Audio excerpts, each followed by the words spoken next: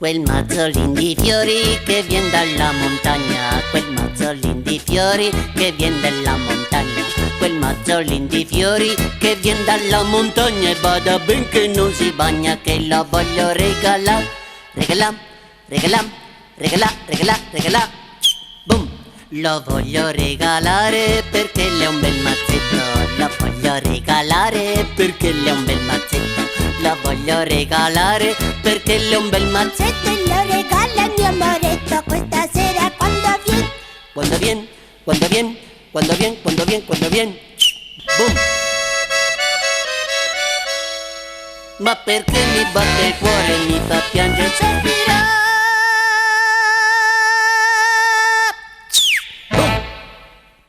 A me hanno detto 5, 4, 3, 2, 1 dentro, e sono proprio dentro, sono in quello che è l'anima della trasmissione, di tutte le trasmissioni televisive, ma per questa quinta e ultima puntata di 10-100.000 mi piaceva proprio iniziarla qui, dove ci sono i tecnici, coloro che permettono la messa in onda. E siccome in questa ultima puntata sarà anche l'occasione per ringraziare tante persone che hanno collaborato alla realizzazione di questo programma, beh, insomma, mi sembrava giusto e doveroso iniziarlo proprio da qui. Ma poi c'è anche un altro motivo, in realtà mi hanno un po' buttato fuori dallo studio, perché si stanno preparando i ballerini del Club Diamante FVG insieme a Gianni Sachs, quindi ci stanno preparando un inizio di trasmissione davvero straordinario. Il titolo della canzone che ci presentano è And I Love Her, con un riarrangiamento particolare. Andiamo insieme a sentirlo. 10-100.000 inizia.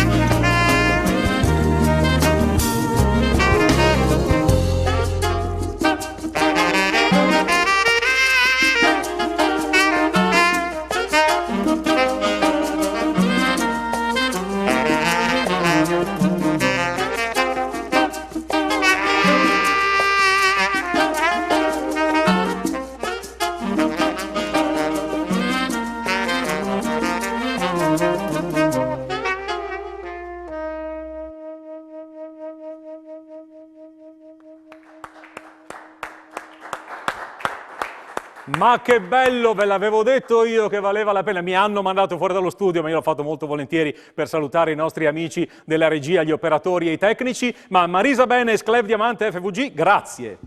Grazie a voi, grazie a tutti. È stato bellissimo lavorare qui e ringrazio particolarmente la regia anche per queste riprese di oggi veramente fantastiche, ma soprattutto il maestro Gianni con cui abbiamo collaborato per creare questi piccoli gioielli veramente, e credo che soltanto dei grandi professionisti possono ascoltare con la voglia proprio di creare qualcosa di particolare. Ricordiamo i due protagonisti di questo ballo che sono straordinari come il solito, del Club Diamante FVG. Hanno ballato Pierluigi Bottacin e Lisa Cudin, classe internazionale per quanto riguarda la Federazione Italiana Danza Sportiva, Club Diamante Friuli Venezia Giulia. Grazie Marisa Benes, grazie a voi.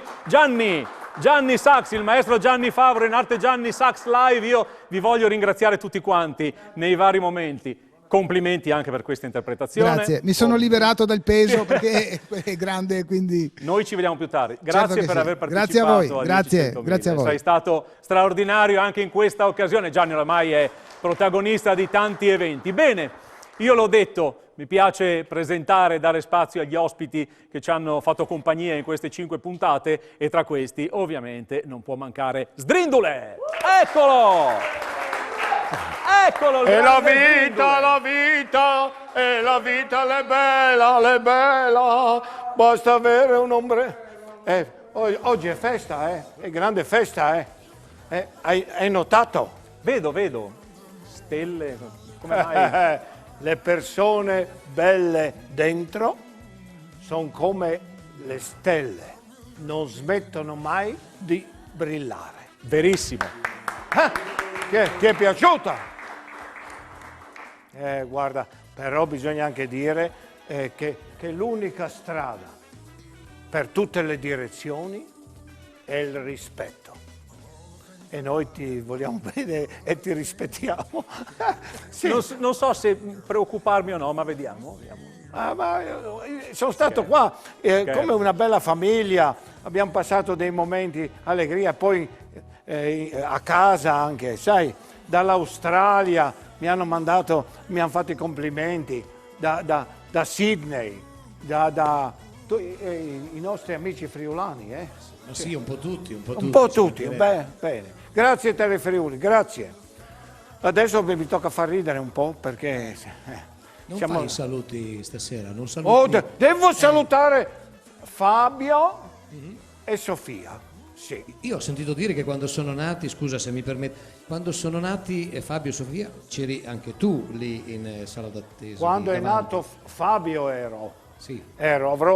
Io che non fumo avrò fumato 40 sigarette in attesa del parto. Ero in sala, come si chiama? Sala parto. Che poi dicono sala parto, ma vengono sempre tutti. Sì, non sta questa è venuta fuori adesso. L'infermiera girava col piccolo, l'aveva preso per una gamba così e girava. Ha detto, signorina, ma non gli dà una pacca sul culetto perché pianga? Ha detto, non usiamo più la violenza. Noi gli diciamo che è nato in Italia, si mette a piangere da solo.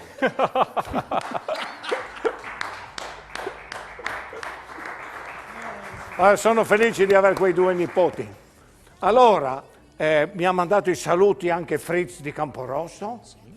Che la Frizza era veramente giù di morale, è andata dalla suocera, sì, dalla sua mamma, che sarebbe la suocera di Fritz, la frizzona, e ha detto, guarda, non avevo...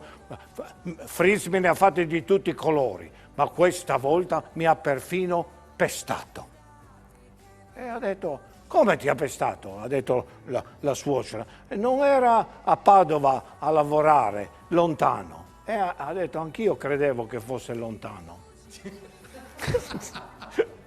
Vedi cosa... Vedi, non sta a ridere. Sì che no, Cosa succede? Lui è bravo, fa le pulizie, no? Mi sembra Guarda, era in osteria e parlavano del più del meno col compare Stritz e gli ha detto guarda che io a casa, ha detto Fritz, lavo, perfino i piatti lavo, le finestre, le piastrelle, i pavimenti, lavo tutto. E la Fritz ha detto, tua moglie, no, quella si lava da sola. Poi...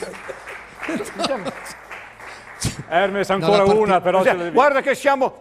dimmi La ancora una! particolarità di sto Fritz è che lui si scontra sempre con i triestini, no? Quante ce ne sono per strada, i semafori. Ha avuto un casino l'altro giorno. Guarda, era un triestino fermo allo stop, è arrivato Fritz con la macchina, l'ha tamponato. È uscito il triestino, ha detto, ciao, imbriagon, montanaro, sei un pezzo di mousse. E Fritz ha detto, sì, è quel pezzo che ti manca a te. Salutiamo i triestini. Grazie Sdrindule, ci vediamo dopo, perché poi Sdrindule ci ha preparato un'altra bella sorpresa, ma intanto andiamo con un po' di pubblicità. State con noi.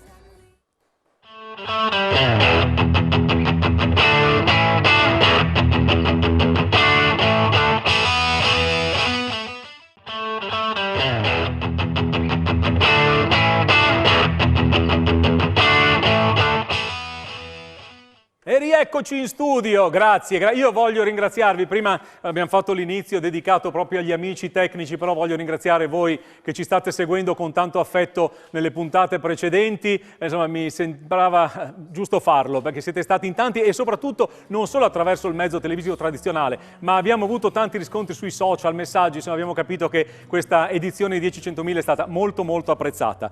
Io sono qui vicino a Gianmarco De Michelis, che è innanzitutto un amico. Io Gianmarco ti ringrazio per aver accettato anche questo nostro invito e ovviamente un ringraziamento va anche a Torino che ogni tanto la camera va su di lui. Sono qui con Gianmarco perché Gianmarco nel 99, la prima edizione di 10-100.000, nell'ultima puntata si presentò con un computer di quelli grandi, ricordo. Esatto. E tu dicesti, il futuro della musica nel 99 è con il computer. Guarda cosa ha trovato la regia. L'immagine nostra del 99 con il computer con il quale tu ti eri presentato. Oggi invece mi riporti un piatto giradischi. Il classico piatto dove si ascoltavano i vinili. Esattamente. Cosa è successo? È successo che come tutte le mode vanno e vengono, il vinile ha avuto un momento di blackout, però poi piano piano è ritornato con delle ristampe, con delle limited edition e oggi siamo di nuovo qua con esattamente il piatto funzionante che ho suonato, utilizzato 22 anni fa nella prima edizione di 10-100.000 a far sentire qualcosa in questa puntata di questi fantastici dischi, di queste chicche che tu, anch'io e che tra poco scopriremo, ho portato ed è giusto comunque farle sentire. Quindi si sta tornando al vinile? Si sta tornando al vinile e si comprano tuttora nei negozi, negli store, i vinili. Guarda, io abbiamo trovato alcune cose, voglio farvele vedere. Guardate, questo qui è un album di Lucio Dalla, eccolo qui, qual è la camera giusta? Continua a farla vedere su Francesco, sì, la faccio vedere qui. Questo album di Lucio Dalla è un Q-disc, questo qui erano 4 canzoni in un unico LP, ma non solo, abbiamo delle rarità, un picture disc. Questo qui era fatto con da zucchero, è un vinile che viene praticamente stampato a colori, eccolo qui. Altra chicca che voglio far vedere, una famosa casa di automobili utilizzò un vinile per promuovere una sua auto, un suo modello di auto. Queste sono veramente delle particolarità che ci fanno tornare nel passato. Questa, l'ultimo concerto che ha fatto Mina al Bussola Domani di Viareggio, questo è un album dal vivo, insomma vogliamo tornare un po' indietro nel tempo, sono ricordi straordinari e 10-100.000 in realtà fa anche questo. E poi lui non è Gianmarco, Bimbo Mix non è Gianmarco De Michelis, però questo era un album che ha fatto storia. Perché comunque però Bimbo... Michele c'è da dire una cosa di questo, che Bimbo Mix era l'edizione con le canzoni per i bimbi, nata da Mixage, perché Mixage è stata la prima compilation interamente mixata che usciva sull'etichetta Baby Records e poi era uscito questo in contemporanea per i bambini. Sa tutto. Poi abbiamo dei 45 giri, la mia banda suona rock di Ivano Fossati, insomma io voglio farvi vedere alcuni, ce la facciamo, sì, questo qui è un altro pezzo storico, I Giardini di Marzo di Lucio Battisti, eccolo qui. poi cosa Nada, Amore disperato, insomma ci siamo divertiti a recuperare nei nostri magazzini tutte queste cose straordinarie nei nostri archivi. Poi legato al vinile c'è stata un'altra grande manifestazione che era il Festival Bar. Anche qui c'è un pezzo molto particolare, questo è un quadro, un manifesto che venne realizzato per l'edizione 98 del Festival Bar. È questo qui, lo andiamo a vedere insieme. Il Festival Bar cos'è stato? Una manifestazione nata nel 1964 dove l'intento era quello di premiare le canzoni più gettonate nei jukebox.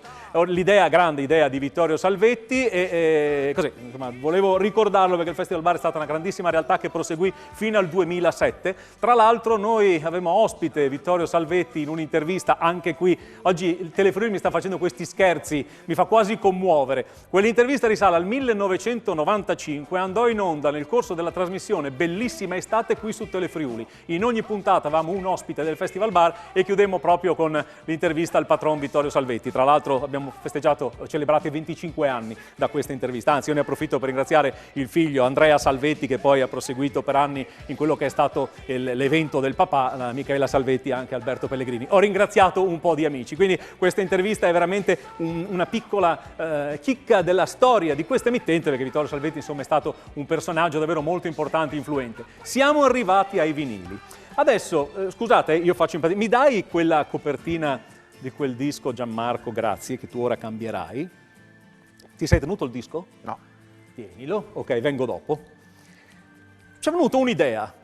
Questa ultima puntata ho detto lasciamo qualcosa anche in sospeso. Sapete, questa puntata sta diventando un po' come le puntate delle serie televisive che guardiamo. Avete presente? Quando uno guarda 10 puntate, dice dai che arriva l'ultima, vediamo come va a finire, e a un certo punto tu capisci che l'ultima puntata non finisce nulla. Non sai se hai visto l'ultima di questa serie oppure la prima di quella che vedrai fra 2 anni. E noi stasera giochiamo a questo. Un'idea. Noi abbiamo parlato di tanti artisti, grazie anche all'esibizione dei nostri amici che sono qui con noi. Oppure di solito si parla degli artisti sempre attraverso i libri, attraverso i giornalisti, attraverso dei tecnici. A me è venuta un'idea, perché non parliamo degli artisti ma visti dai fan? Quindi ho detto, perché non sentire l'opinione? E noi stasera partiamo con una delle band più importanti del panorama musicale italiano. E qui in Friuli io ho un amico, tra l'altro, che è uno dei fans più accaniti ed veramente potrebbe aprire un museo lui sui Pooh. Parliamo dei Pooh e parliamo con Enrico Ceron. Enrico. Buonasera. Ciao Michele, buonasera a te, grazie. Allora, grazie dell'invito. Io ti chiedo subito, credo che Gianmarco lo sta già facendo andare sullo sfondo, di quale disco si tratta dei Pooh questo? Questo si tratta di Grande Éxitos, è un disco totalmente cantato in spagnolo ed è stato forse il primo album solo spagnolo realizzato dai Pooh per quello che era il mercato non solo spagnolo, ma è un mercato di tutta quella che era lingua spagnola, quindi è andato ben oltre i confini europei, anche perché i Pooh, il grande successo iniziale, parliamo degli anni 70, primi 70, l'hanno avuto proprio in Venezuela, dove hanno esportato il loro primissimi successo, Pensiero, tanta voglia di lei. Ascoltiamo un pezzo.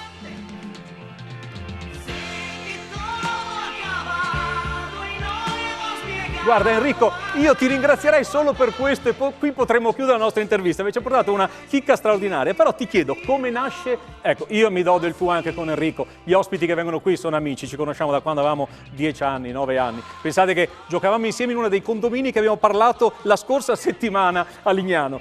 Enrico, come nasce questa tua passione per i Pooh? Ma sai, io sono per un certo verso figlio d'arte.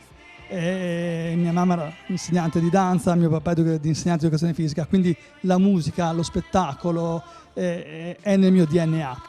A me è sempre piaciuta, ti ricorderai, la musica soprattutto da ascoltare, perché credo che la musica sia una delle arti più fruibili per l'essere umano, perché è immediata. Io se devo vedere un bel quadro devo comunque andare in un museo, la musica la puoi ascoltare in ogni dove, quindi fa parte di te, del tuo modo di essere, di ascoltare, di sentire, di rapportarti.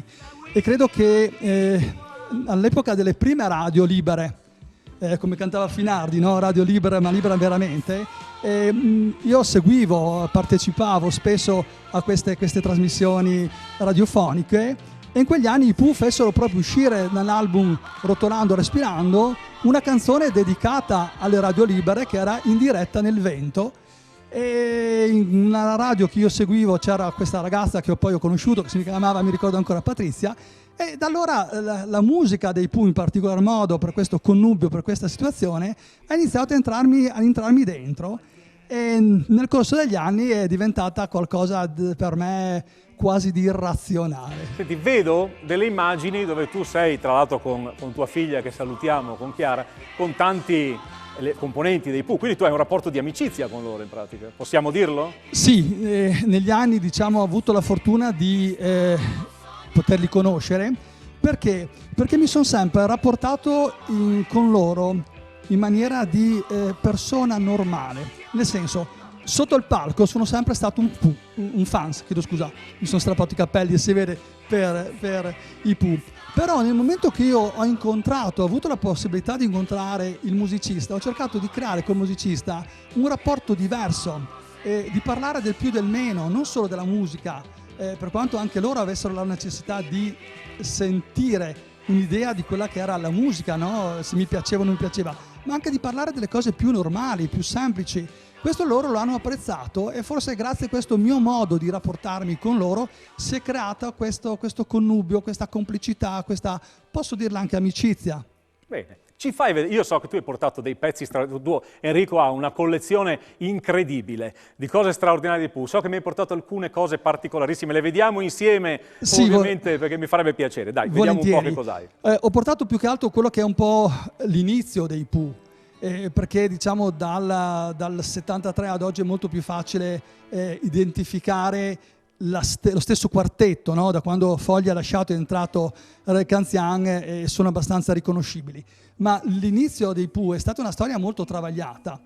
Io ho, tra l'altro, se nelle foto vedete un personaggio un po' diverso dal solito. Eccolo, guarda, è arrivato giusto, vedi, guarda, questo signore qui, chi è? Questa persona qua è Mauro Bertoli.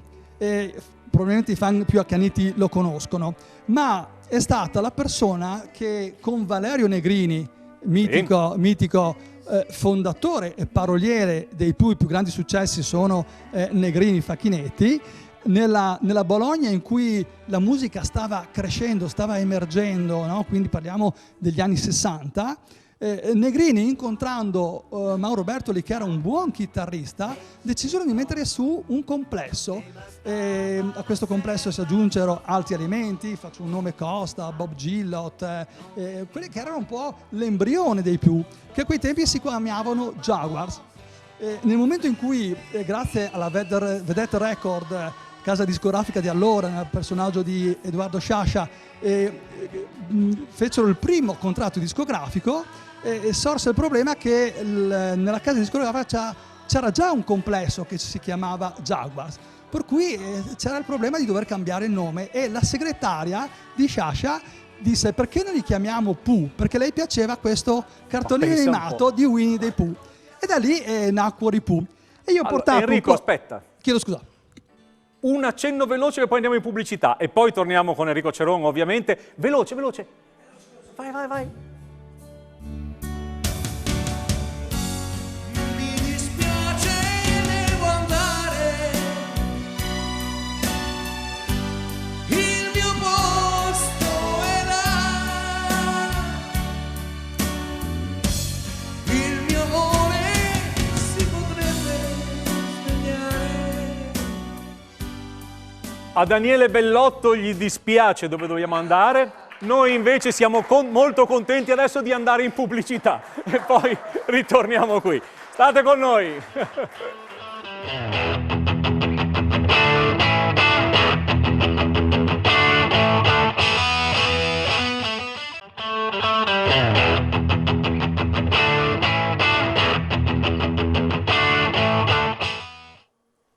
So this is Christmas. What have you done? Parlavamo con Enrico Ceron, un grande fan dei Pooh, e parlavamo dei Pooh quando ci siamo lasciati per andare in pubblicità, e ci regali questa chicca. Di che cosa si tratta? Ce la sta facendo ascoltare Gianmarco sul piatto giradischi. Questa chicca è un piccolo vinile è una cover ovviamente di una grande canzone di John Lennon, Happy Christmas, War is Over, che loro hanno inciso e distribuito a Natale a tutti i loro amici. Quindi è veramente una chicca e in pochi ce l'hanno. Facci vedere delle rarità, perché so che ci hai portato delle cose straordinarie. Ma Vediamo guarda, se... tu prima parlavi del picture disc. Sì. Questo è uno degli ultimi che è stato stampato come picture disc. Ecco, devo mostrarlo laggiù in fondo. Eccolo qua.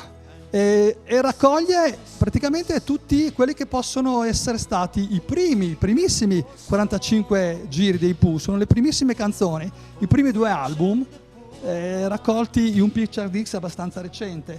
Poi abbiamo visto prima Grand Existence, ma questo per esempio è la versione inglese di Hurricane, ma non per il mercato americano, ma per il mercato giapponese, dove i Pooh hanno avuto grandissimi riscontri e hanno vinto addirittura il Festival di Osaka con una delle loro canzoni tratta dall'album Tropico del Nord. Poi ancora per il mercato spagnolo avevano fatto questa compilation, qui parliamo già in anni abbastanza recenti, 83-84, dall'album Asia Donasia, oppure delle versioni, vi faccio vedere, di un doppio 45 giri che l'hanno fatto uscire con una doppia copertina. Questo è Bikini Beat, quello che non sai, e la particolarità è che questo Bikini Beat era stato promosso per una nota marca di Rossetto degli anni 60. Senti, poi c'è quella cosa che hai buttato lì per terra. Di che cosa si tratta? Quella cosa buttata lì a terra così, giusto perché... Ma buttiamola lì, che cos'è? Allora, questa è veramente una rarità, è un album strepitoso. Oggi si trova anche a 30 euro, ma è una copia. Chi ha l'originale sa cos'è. Questo qui è l'album Contrasto. È un album che la casa discografica di prima, dicevo La Vedetta, ha fatto uscire dopo il primo album dei Pooh, a loro insaputa, mentre loro erano in una tournée in Inghilterra, e raccoglie delle prove fatte in sala di incisione, dei pezzi di successo, ma è stato fatto, come ti dicevo, tutto a loro insaputa. Quindi quando loro sono rientrati dall'Inghilterra l'hanno fatto ritirare dal mercato, e chi ha questa coppia qua direi che ha sa quant'è il suo valore. Mi ricorderò sempre un bellissimo incontro con Roby Facchinetti, eravamo a pranzo in quel di Milano, che ha detto: ma chi è che ha questa Contrasto? E io sono stato l'unico ad alzare la mano e mi hanno detto: ma sei veramente Enrico tu a aver l'unico? Io ho detto: sì, Roby, il mio. Non te l'hanno sequestrato, originale. vero? No, non te. Prego? No. Sto scherzando. No. Senti, 2 domande velocissime. Sì. Una follia che tu hai fatto per i Pooh. Ma una follia è senz'altro questo. L'acquisto è senz'altro di quel disco. questo. Un'altra follia che Roby se la ricorda molto bene, perché gliel'ho raccontata. Come hai fatto vedere nelle foto, io ho 2 figli, uno è un ragazzo e l'altra ragazza, Chiara, che casualmente si chiama Chiara come la figlia di Red Canzian. E c'è una bella simbiosi tra me e lei, e condivide la mia stessa passione. Ma la sera che è nata Chiara c'erano i Pooh in televisione. Era una trasmissione della Rai, non mi ricordo quale, ma era una trasmissione della Rai. Da buon insegnante di educazione fisica io facevo fare alla mamma di Chiara tutti gli esercizi durante il periodo delle doglie, e quando finalmente i Pooh sono usciti dallo schermo ho preso la mamma di Chiara e gli ho detto: adesso possiamo andare in ospedale. E mentre andavamo in ospedale cosa ho fatto? Ho messo avevamo ancora le cassette nella radio, l'autoradio, ho messo una canzone di Pooh, Corri Corri, che è una canzone che racconta proprio la storia di quest'uomo che corre verso la sua donna che sta per dargli un bambino. Enrico, io ti ringrazio perché ci hai fatto entrare nel mondo dei Pooh. Senti, io starei veramente a chiacchierare, ma abbiamo una trasmissione da portare avanti e questa trasmissione ha la caratteristica di trattare molti argomenti. Ma se tu hai davanti una persona che non sa nulla dei Pooh, il titolo di un album particolarmente significativo che ti può far entrare nel mondo di questa band straordinaria. Guarda, gli album sono 2, se mi consenti, perché sono stati fatti a breve distanza l'uno dall'altro. E uno è Parsifal e l'altro è un po' del nostro tempo migliore. Perché? Perché loro arrivavano dai grandi successi di Tanta voglia di lei, e con questi 2 album hanno traghettato i primi Pooh a quello che sarebbe stati i Pooh del futuro, e quindi la grande capacità di abbandonare il passato per spaziare verso tutti gli stili musicali, perché loro sono passati dal pop al rock, al sinfonico, al far light, a quella che poi era la valorizzazione dei loro strumenti. Daniele, i Pooh andarono anche a Sanremo, un accenno veloce, però voglio ricordare Stefano Dorazio con un applauso. Noi lo facciamo da qui, Grazie. Non siamo tantissimi, ma so che il pubblico sicuramente lo sta facendo da casa, quindi grazie davvero. Il grande collante. Scusa Enrico, la prossima volta che hai l'occasione di incontrare Facchinetti, gli chiedi se per caso la prossima canzone fosse così gentile da farlo un semitono un tono più basso, volentieri. Vai! Ma Dio delle città e dell'immensità, se è vero che ci sei, che hai viaggiato più di noi, vediamo se si può imparare questa vita e magari un po' cambiarla prima che ci cambi lei. Addio per lei.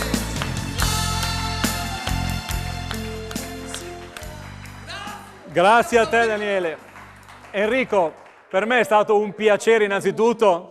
Hai accolto il nostro invito ed è stato bello rivederti perché insomma davvero Grazie. Abbiamo una lunga conoscenza. Enrico Ceron. L'amicizia è anche questa, amici per sempre.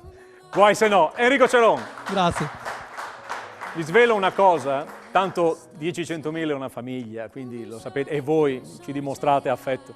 Se io faccio questo lavoro, se siete contenti date il merito a lui, se no è colpa sua perché abbiamo cominciato quando avevamo 8, 9, 10 anni a fare gli spettacoli per i bambini e presentavamo tutti e due, pensate un po' voi. Grazie Enrico, grazie davvero. Enrico, grazie. Bene, a questo punto dai Pooh passiamo ai mosaici alla Cineteca del Friuli, ma certo perché adesso abbiamo un altro straordinario filmato che io vado a presentarvi grazie ovviamente al testo di Carlo Gabersek che puntualmente ce lo fornisce per andare a raccontare quello che andremo a vedere. Il documentario che vedremo tra poco si intitola Artefici del mosaico, è del 1955 e ha come soggetto l'attività dei giovani allievi della scuola mosaicisti di Spilimbergo. È stato realizzato da Gianni Alberto Vitrotti, una delle più importanti figure di documentaristi della nostra regione. Figlio del torinese Giovanni Vitrotti, che fu uno dei pionieri del cinema italiano più di 100 anni fa, Gianni Alberto, poco più che ventenne, subito dopo la Seconda Guerra Mondiale va a Trieste, che allora era sotto l'amministrazione anglo-americana e gira per agenzie americane molti documentari sulle drammatiche vicende della Venezia Giulia e dell'Istria nel dopoguerra. Negli anni 50 realizza numerose inchieste e reportage per la RAI e parallelamente sviluppa una produzione indipendente girando alcuni documentari anche in Friuli, tra cui 2 su Lignano. Nel maggio del 1976 è stato uno dei primi operatori a filmare le rovine di Gemona subito dopo il terremoto. Questo è Artefici del mosaico, offerto ovviamente dalla Cineteca del Friuli. Di qui presero il primo suggerimento l'ingegno e la fantasia dell'uomo. La ricerca è lunga e paziente. Una vera caccia e pesca al sasso più bello. Poi i colori pietrificati vengono selezionati attentamente e infine rinchiusi in sacchetti di tela.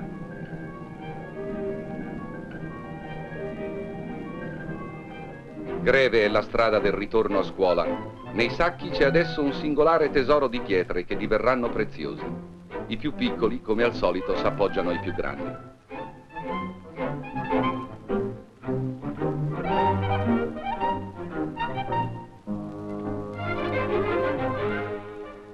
Dopo un'ultima cernita, i ciottoli fluiscono sui banchi. Occhi e mani esperte e rapide scelgono a gara i migliori. E c'è chi ha fretta di cominciare, anche se il martello è più grande del martellatore. Non si picchia a caso. Colpo dietro colpo, il ragazzo sa far nascere tra le sue mani, da un ciottolo, la famosa tessera. Quadratino preciso, squadrato sapientemente, base indispensabile di qualsiasi lavoro a mosaico classico, dal più complicato alla semplice scacchiera. La istruzione degli allievi è completata dallo studio della matematica e del disegno, geometrico e ornato, basi della preparazione di un buon mosaicista. Sulla lavagna i favolosi pesci volanti vengono divisi in quadratini per indicare la futura collocazione delle tessere che formeranno il mosaico. Il disegno della lavagna prende peso e forma concrete con le accurate rifiniture e i colpi esperti e brevi della martellina nelle mani istintivamente abili del fanciullo, erede di un'arte tradizionale tramandata da padre in figlio. Il lavoro prosegue concentrato anche se il naso pizzica. E quando si tratta di raffinare il materiale, laddove non arriva il paziente martello, giungerà la veloce mola. Gli allievi prossimi all'esame di maturità affrontano temi più arditi. Sfilano sui tavoli i più vari e complessi motivi ornamentali, prova concreta dell'abilità raggiunta. Siamo già al punto in cui lo studio è ormai divenuto vera e propria creazione artigiana. Dalla pittura al mosaico. Si dovrà tradurre in tessere colorate l'opera abbozzata dal pittore. Su un foglio di carta già diviso in quadratini, ove andranno le pietre, l'allievo esegue la riproduzione del brano che gli è stato affidato. La tecnica è quella del disegno a rovescio, come su uno specchio, che richiede esattezza e passione.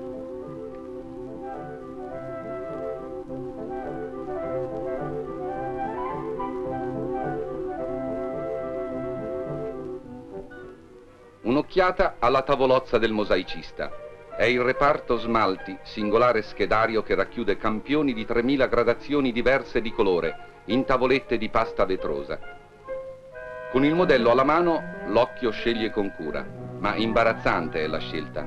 Fra le 3000 sfumature c'è da trovare quella che più si adatta alla intolazione policroma dell'opera musiva. Ed eccoci qua, grazie alla Cineteca del Friuli, grazie davvero per questo bellissimo filmato. Adesso andiamo con un po' di pubblicità, ma vi voglio anticipare che poi parleremo ancora di mosaici con Livio Comisso. Pubblicità.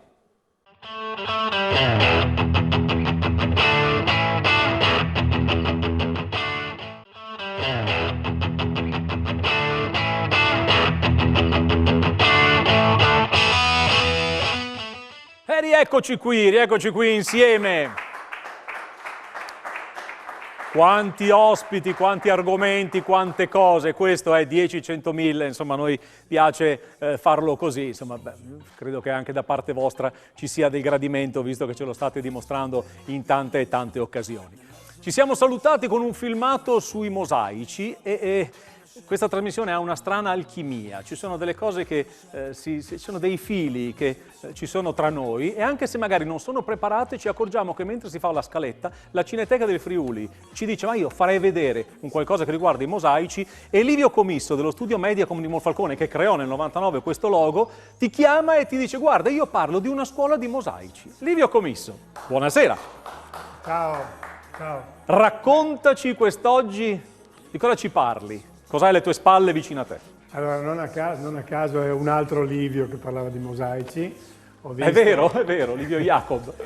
Ho visto il documentario e guarda caso, nel documentario c'erano i ragazzi della scuola di una volta, della scuola mosaicisti di Spilimbergo, che tagliavano dei pezzi di sassi di fiume, perché tu sai il mosaico è composto da tessere policrome di vetro, molto preziose fra l'altro, che si trovano soprattutto a Venezia. Il mosaico è una tecnica antichissima, abbiamo delle splendide opere, un mosaico incredibile, un pavimento musivo incredibile ad Aquileia, e queste, cioè, quindi il mosaico da sempre è un'opera d'arte. Che cosa c'entra con il mio lavoro, fra l'altro? Il mosaico io l'ho usato spesso per creare delle situazioni grafiche, come questa qua che potete vedere vicino a me. Questo sul tavolo? Sì, questo è un bozzetto che ho fatto io, non mi ricordo, 20 anni fa. Serviva per che cosa? Questo qui è stato realizzato poi con un mosaico grande 8 metri per 3 mi pare. È stato messo su una serie, un condominio anche lì, ecco, quindi la grafica ha sposato il mosaico, eccetera. Il mosaico è modernissimo, fra l'altro, perché tu devi pensare che sono una serie di tessere. Immagina come se fossero dei pixel di una... Sì, è vero. E quindi scomponiamo il concetto è simile. Il mega screen che abbiamo alle spalle, sono dei micropixel e il mosaico non è altro che pixel colorati. Bene, al di là di tutto, volevo concludere che questo è un mosaico realizzato da una mosaicista friulana molto, molto brava, è fatto con i sassi di fiume, con le tessere fatte con i sassi di fiume. Ma quello che poi sono le storie della vita, in classe con me alla scuola d'arte c'era una ragazza allora, è diventata un'insegnante a tutto tondo, che si chiama Marisa Pellizzari, che oltre a insegnare nella scuola di Aquileia ha incominciato con una scuola esterna insieme con sua figlia, ha creato un'associazione di promozione sociale che si chiama Aquileia Blu Oltremare. Il fatto, fra l'altro, che oltremare, il blu oltremare è un blu incredibile, molto particolare, o si chiama Blu Madonna e si chiama oltremare perché per trovare l'essenza bisognava andare oltremare, molto usato a Venezia, nei mosaici di Venezia, eccetera. E questa associazione, che ha la sede ad Aquileia, promuove tutta una serie di iniziative che partono dallo studio del mosaico e dalla possibilità a qualsiasi persona di iniziare un percorso, quindi è molto interessante.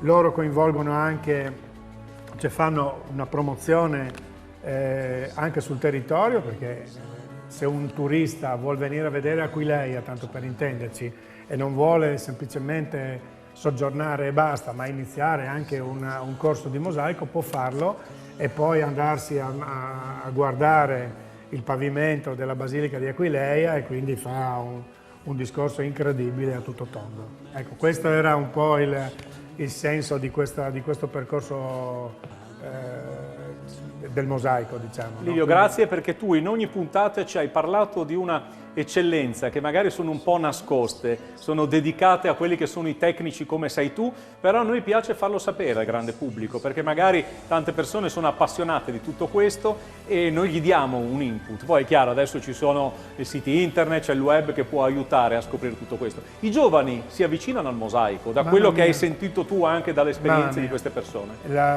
Questa mia amica Marisa mi dice che ha non so quanti allievi, ma bambini, ed è la cosa più importante, perché il mosaico sembra una tecnica antichissima, vecchia, eccetera, eccetera. Assolutamente non è vero, perché è una cosa fantastica ed è un'esperienza che può partire proprio da 7-8 anni o anche prima, volendo, no?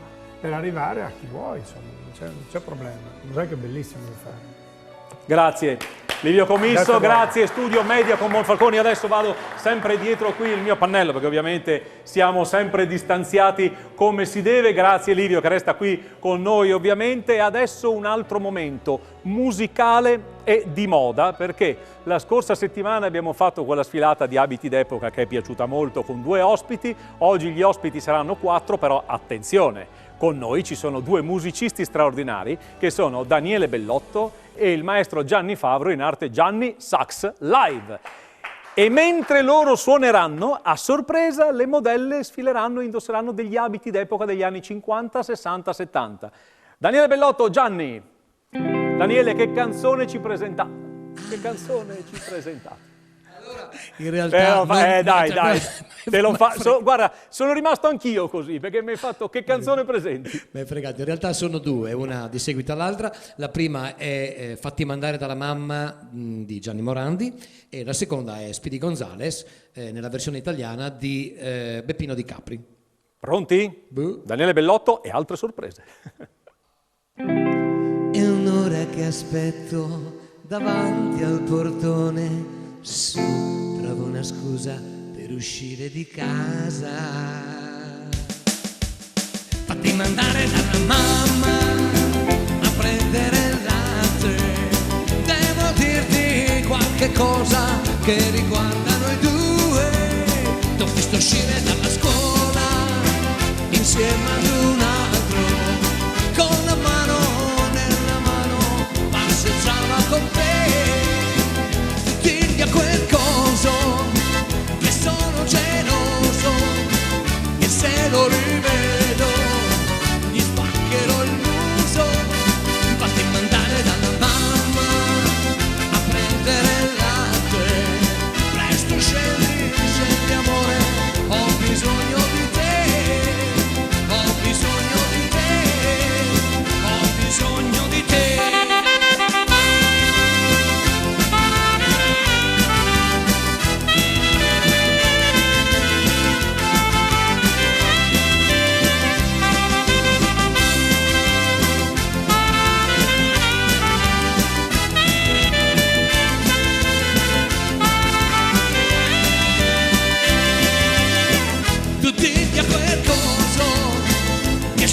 geloso, e se lo rivedo gli spaccherò il muso. Fatti mandare dalla mamma a prendere il latte, presto scendi amore, ho bisogno di te, ho bisogno di te, ho bisogno di te.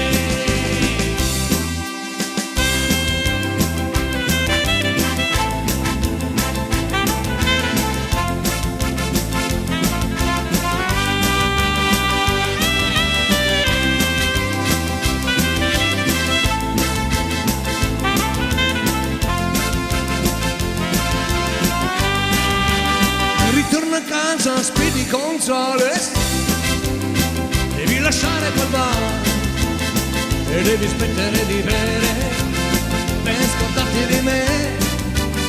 Tu mi hai lasciato sola in casa, tu mi hai lasciato perché ho tanto freddo e sono sola, il tetto l'anima per me. Speedy Gonzales, ritorna da me. Speedy Gonzales, non lasciarmi mai più.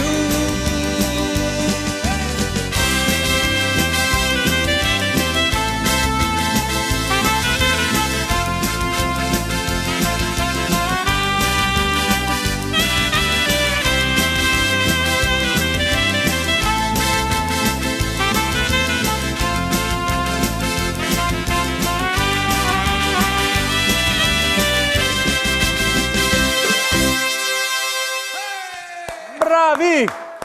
Grande! Gianni Favre in arte Gianni Sax Live insieme a Daniele Bellotto e a queste bellissime modelle che ci hanno presentato degli abiti d'epoca tratti dallo spettacolo 1950, 60 e 70 show. Mi venite da questa parte, perché guardate, io ho tirato fuori altri 45 giri, parliamo di vinili, questo è i Beatles, parliamo di Michelle. Poi ve ne faccio vedere altri. Abbiamo Nicola Di Bari, guardate che bello, qui siamo tutti in epoca, Il mondo di Jimmy Fontana, questi sono i 45 giri straordinari. Poi 10-100.000, a noi piace. Vedo Livio Commisso che gli sembra di essere tornato indietro di 20 anni, vero? Mi sembra di sì. Azzurro di Adriano Celentano, guarda, non li vendo, non è che sto facendo una televendita, è solo il piacere di condividere con questa una rarità di Elvis.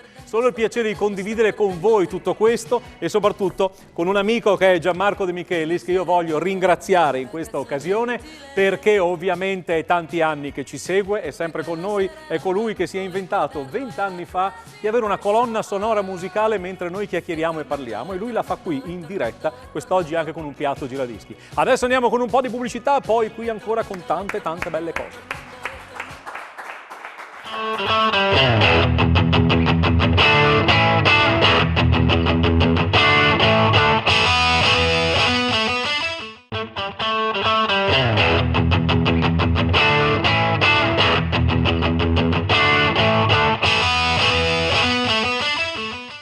Ed eccoci insieme a voi. Allora io vorrei congedare come si deve un altro amico di 10-100.000, amico che ci fa compagnia dal 1999, dalla prima edizione, Livio Commisso, Studio Media con Monfalcone. Grazie Livio per aver fatto parte della squadra anche quest'anno e grazie per questo logo che tu creasti nel 99 e che è ancora attualissimo, è il bello dei marchi studiati e realizzati bene. Grazie davvero Livio. Un applauso ancora in più per Livio, per le belle cose che ci ha fatto conoscere attraverso questa trasmissione. Bene, una rubrica che ha avuto un certo riscontro è Pronti Via, questo momento dedicato alle band, agli artisti che ovviamente, come tutti quanti e molti di noi, sono fermi dato il Covid. E io ho ricevuto una telefonata da una persona che io già conoscevo, che è Fabio Stevie Uliana, Off Limits Band, quindi faccio vedere 2 lavori discografici, vediamo se ce la facciamo, eccoli qui, 2 CD e c'è con noi ovviamente Fabio Uliana. Buonasera Fabio. Ciao Michele, ciao a tutti. Allora, hai risposto al nostro appello, se volete per le band ci sono degli spazi che Telefriuli con 10-100.000 ci offre. Tu sei un insegnante di musica, hai una band, come nasce Fabio Uliana come artista e come musicista?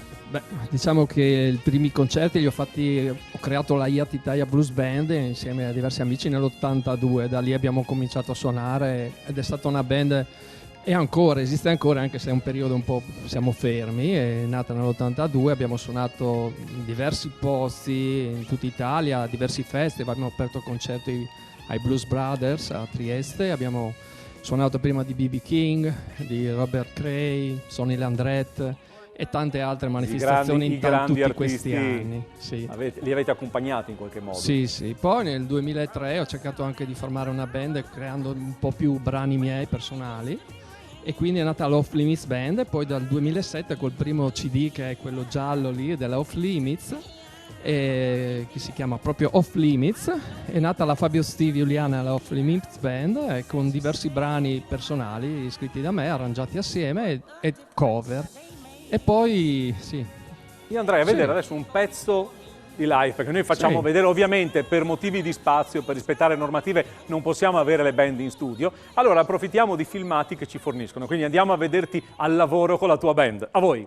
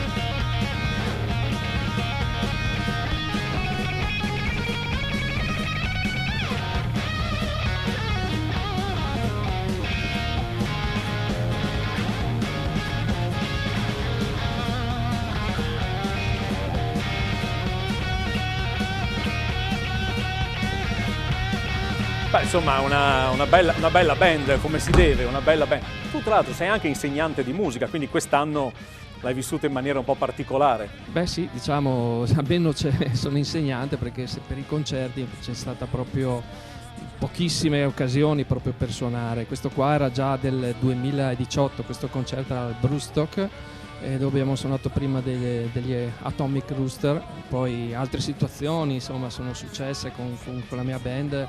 Abbiamo aperto anche in un altro concerto con i Goblins, e poi con gli Animals and Friends, quelli di The House of...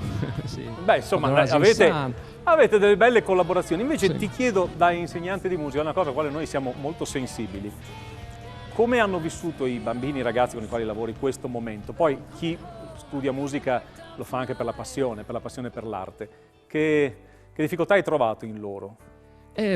Sicuramente per fortuna c'è la DAD, quindi nei momenti in cui non si può fare in presenza, perché abbiamo fatto in parte in presenza, in parte in DAD, adesso in DAD, sicuramente la volontà era quella della presenza, quindi di trovarsi proprio direttamente per insegnare.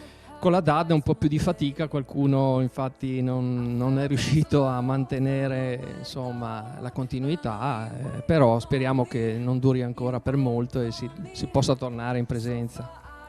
Bene, Fabio, io ti ringrazio. Noi ovviamente vi invitiamo, appena ricominceranno a suonare, ricominceremo a fare spettacoli, e voi vedrete un manifesto con la Fabio Steve Juliana Off Limits Band. Non potete mancare al loro concerto, perché anche loro, come tutti quanti noi, siete pronti?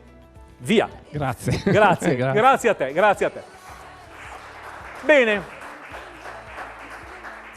Ci è venuto a trovare nella puntata speciale che abbiamo fatto la sera di Capodanno di 10.100.000, è tornato a trovarci qualche settimana fa e noi l'abbiamo rivoluto, René Magic Illusionist.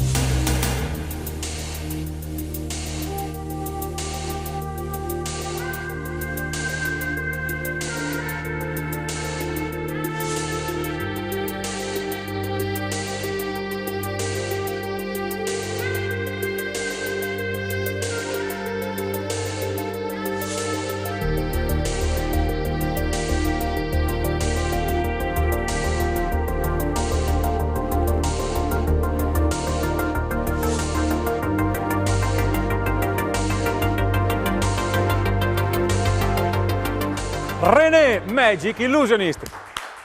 Torna fuori René. René, un altro applauso, tutto per lui, grazie. No, stai, vieni, fai un applauso. Un applauso, vieni al centro del palco. Lascia pure qui, non c'è problema. Grazie. Grazie a te.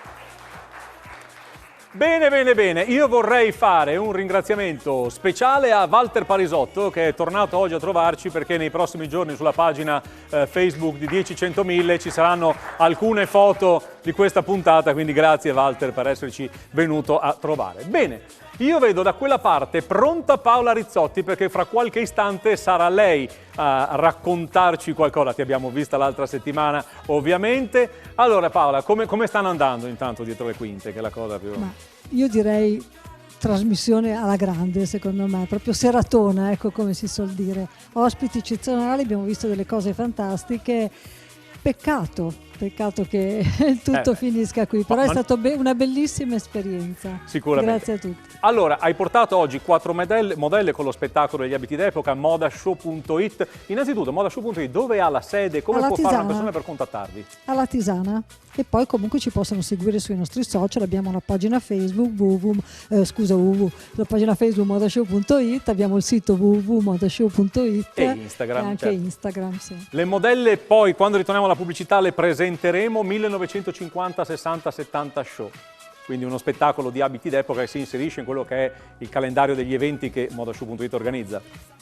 Certo, e che metteremo in programma anche, Covid permettendo, anche per questa stagione 2021. È uno spettacolo, sai, che unisce la moda, la musica, il ballo.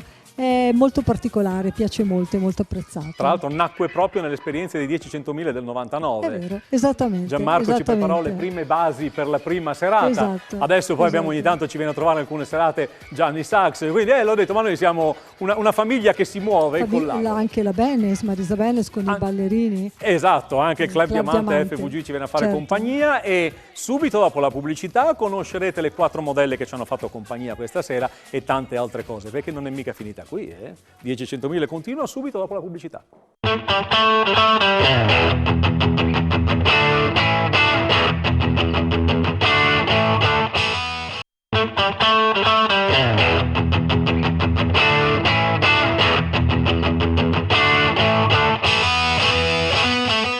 E rieccoci qui pronti per questo blocco, ultimo blocco di questa edizione di 10-100.000. Permettetemi innanzitutto di passare la parola a un amico che ci ha fatto compagnia in tutte le puntate perché ha un saluto da fare. Quindi Daniele, raccontami. Sì, grazie, volentieri. Guarda, velocissimamente vorrei salutare una persona alla quale io ci tengo in maniera particolare, praticamente è il parroco della diocesi di Pordenone. Ed è Don Basilio, con un ricordo dolcissimo nei suoi confronti per tutte le serate che abbiamo passato assieme quando suonavo appunto per loro e per tutta la diocesi, quindi grazie per l'opportunità che mi hai dato di salutare appunto Don Basilio.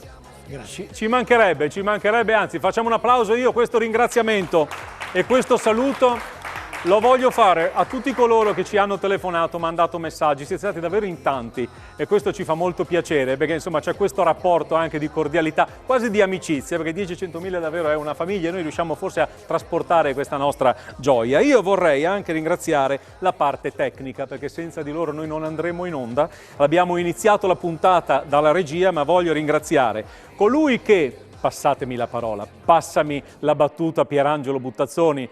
Le prime 3 puntate ha fatto la regia Pierangelo Buttazzoni, poi secondo me non ce l'ha fatta più, non ci sopportava più, ragazzi, è andato in ferie. Ringraziamo Pierangelo Buttazzoni per le prime 3 puntate. E poi, queste ultime 2 puntate, Giandomenico Ricci, lui che ha manovrato e ci ha manovrato tutti in studio. Francesco Snidero, Chiara Miscoria e Ada Peressi, grazie anche a loro e facciamo questo applauso. E poi, ovviamente, l'applauso lo facciamo a tutti quei tecnici che in queste settimane si sono alternati ovviamente in regia piuttosto che dietro le camere. Grazie davvero perché fate un lavoro strepitoso e di questi tempi poi lavorare è ancora un pochino più difficile perché dobbiamo mantenere le distanze e tutto, quindi siete stati davvero straordinari. Grazie. Bene, a questo punto noi abbiamo chiuso la la parte precedente a questa con 2 battute di Paola Rizzotti, agenzia modashow.it. Ci ha portato 4 modelle, le abbiamo viste sfilare con abiti d'epoca prima, durante la bella esibizione di Daniele Bellotto insieme a Gianni Sachs, e io a questo punto ve le vado a far conoscere. Sono ragazze che tra l'altro hanno avuto un percorso anche all'interno di Miss Italia, quindi andiamo a conoscerle, vedremo delle immagini, poi le vedremo sfilare qui in studio. La prima di queste è Claire Bosco. Claire Bosco ha 23 anni, ha vinto il titolo regionale di Miss Sport Friuli Venezia Giulia e fa la ballerina di professione. Con noi Claire Bosco.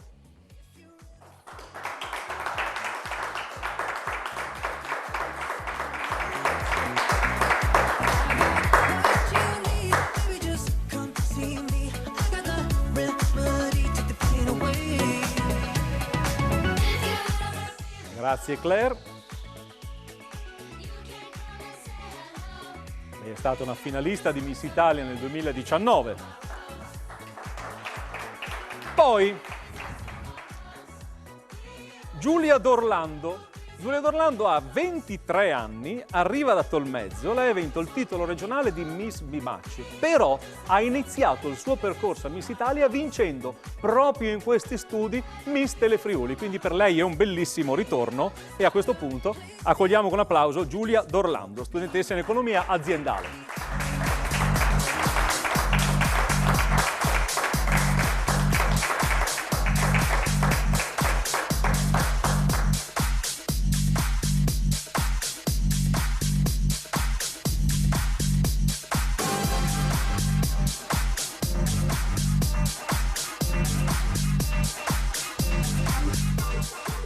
Grazie anche a Giulia.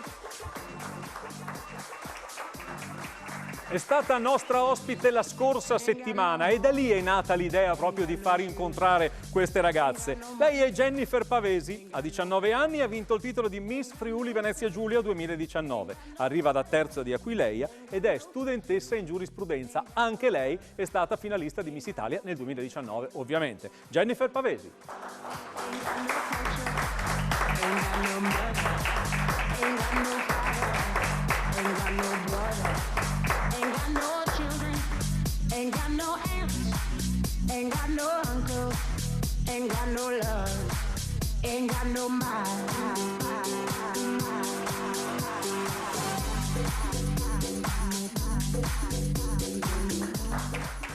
Chiudiamo con la Miss Friuli in carica, anche lei ospite la scorsa settimana, ha 20 anni, arriva da Ronchis, quindi dalla provincia di Udine. Lei è Marta Morsanutto, make-up artist, oggi mi ha detto finalmente posso dirlo visto che si è specializzata in questo, ed è la Miss Friuli Venezia Giulia 2020. Marta Morsanutto.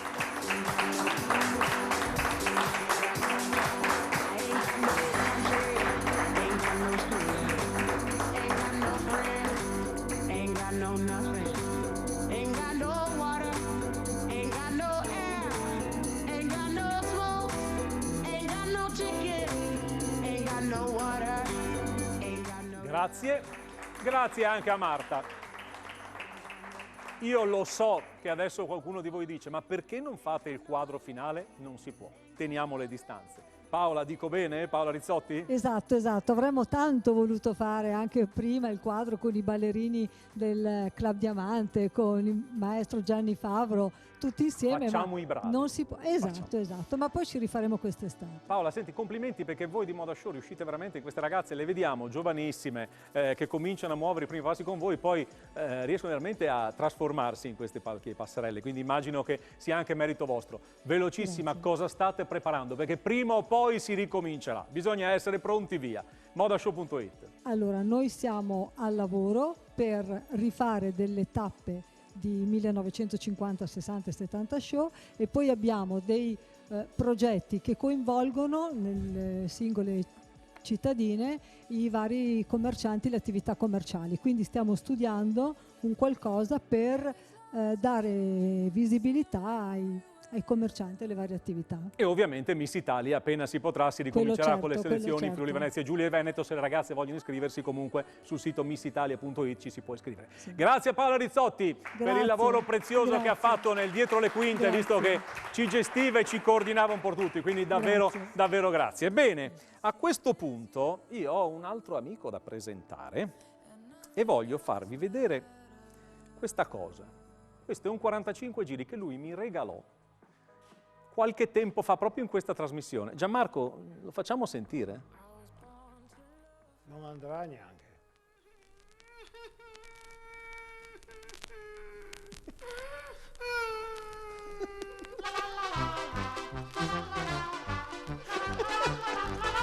Sdrindule! Questo era un 45 giri di sdrindule. Che era bello però, Bellissimo.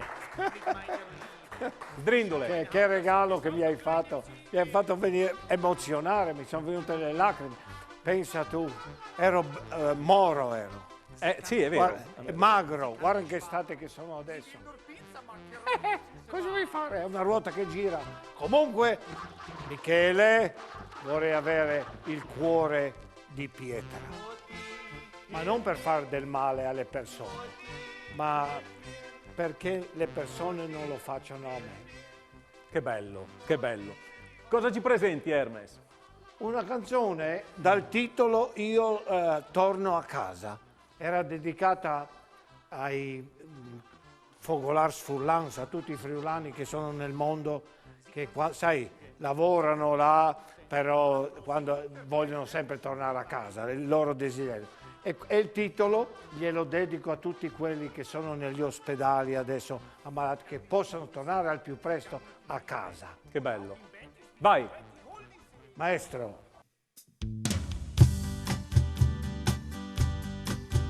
La mia vita è stata un viaggio, l'ho affrontata con coraggio, lavorando notte e giorno, senza mai guardarmi intorno.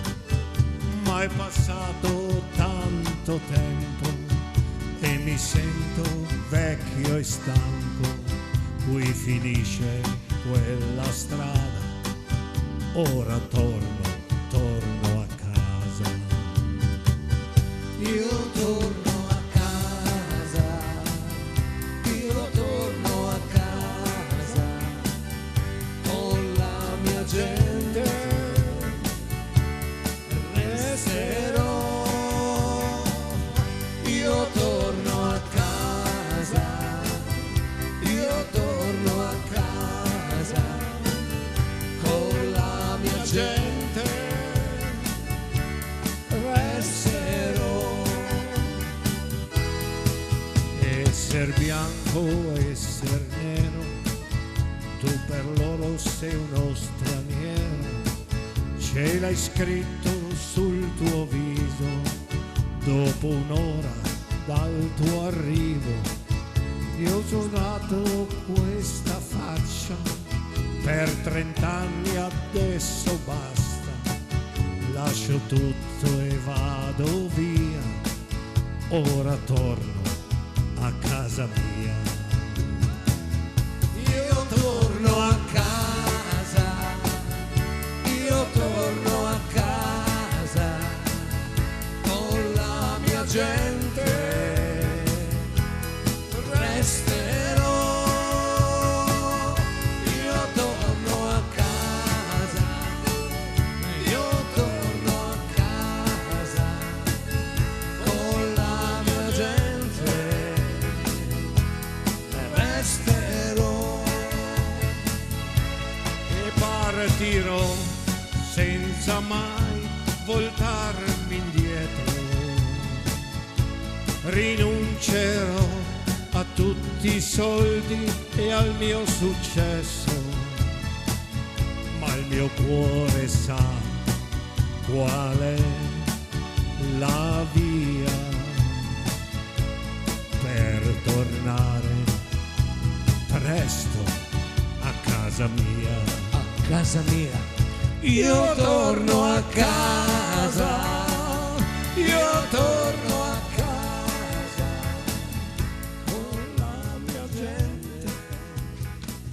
Che bella Hermes! Ti vorrei abbracciare, ma non posso, non posso. Allora, fatemi fare un ringraziamento speciale a Sdrindule perché ci ha fatto compagnia anche in questa edizione di questo 10-100.000. E poi, on drums, come si dice, Livio Commisso. È stato lui le percussioni. Esatto. Sdrindule, grazie davvero. Adesso cominciamo con i ringraziamenti perché è importante. Ti ringrazio per aver accettato l'invito e per averci fatto compagnia in queste 5 Mi hai puntate. regalato dei momenti meravigliosi che ricorderò sempre, che mi danno la forza di continuare a far sorridere le persone, che c'è tanto bisogno. Grazie, grazie Hermes, grazie davvero.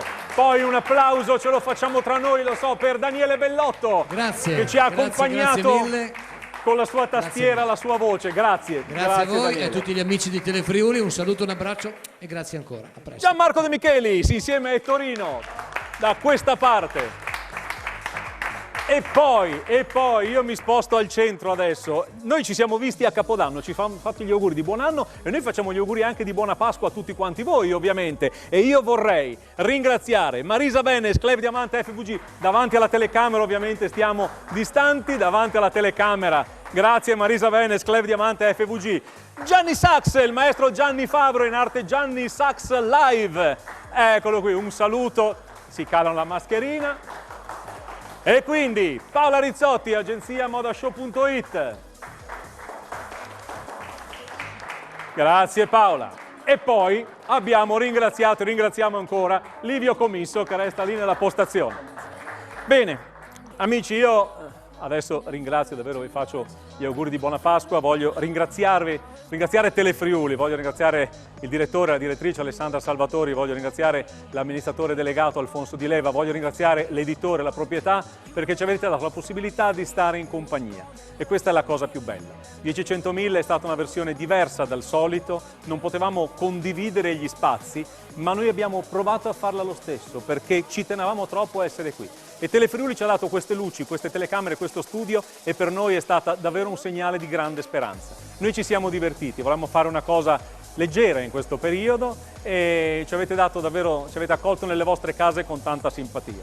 Non avevamo il pubblico in studio, ma il pubblico eravate voi che ci guidate da casa e quindi grazie davvero. Grazie Telefriuli, ovviamente noi vi salutiamo, l'ho detto fin dalla prima puntata, 10-100.000 è un programma che appare, scompare, ritorna e quindi ci lasciamo con questo. Grazie, grazie a questi straordinari amici e grazie a voi che ci avete seguito con tanto affetto. Buona Pasqua a tutti, ciao!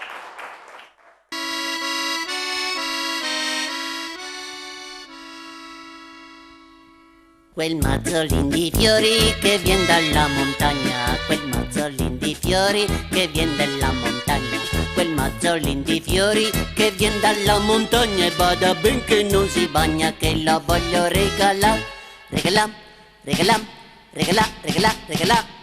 boom! Lo voglio regalare perché le è un bel mazzetto, lo voglio regalare perché le è un bel mazzetto. Lo voglio regalare perché le è un bel mazzetto e lo regala il mio amoretto questa sera quando viene, boom! Ma perché mi batte il cuore e mi fa piangere?